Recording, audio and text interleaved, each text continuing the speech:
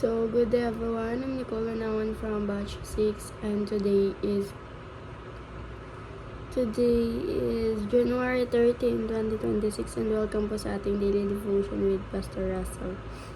So, ang pag-uusapan po natin ngayon or ang concept natin ngayon is about Abel, the worship that God accepts. So, in Genesis chapter 4 verse 1 to 4. Sabi dito, at nakilala ng lalaki si Eva na kanyang asawa at siya'y naglihi.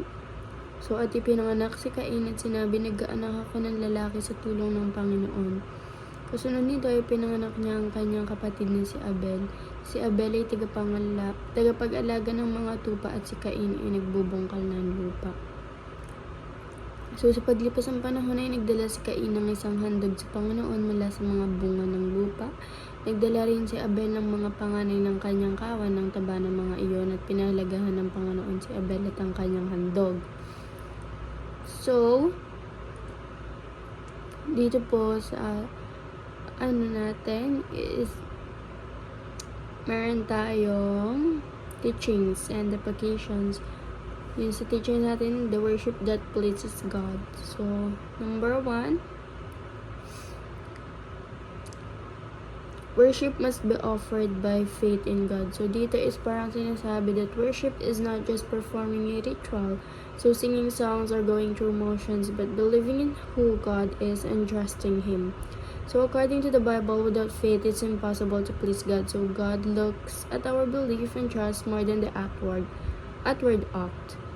So, an example nun is yung si Abel's offering in the Bible was accepted by God because he offered in faith. He trusted God's way and heart. So, number 2, worship must come from the heart. So, God cares more about why we worship than how we do it. So, worship that pleases Him is sincere, humble, and not just for slow.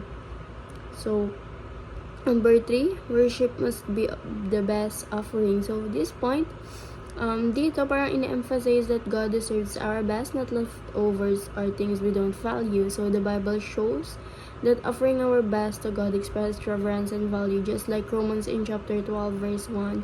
So, sabi that calls believer to present their bodies as a living sacrifice, holy and pleasing to God. So, God wants the quality of our worship to reflect how highly we value Him above everything else. So, in application, number 1, give your best effort to God. So, worship Him with excellence and dedication, not half-heartedly. Number 2, give your offering from the heart. So, whether that's time, money, or praise or obedience, do it sincerely because we love God. You love God, not for show. Number 3, give with conviction that God is worth it. So, true worship comes when you truly believe that God is worthy of your trust, praise, and devotion. So, ayun lang po natutunan ko for our daily devotion. Thank you po sa pakikinig. God bless us all.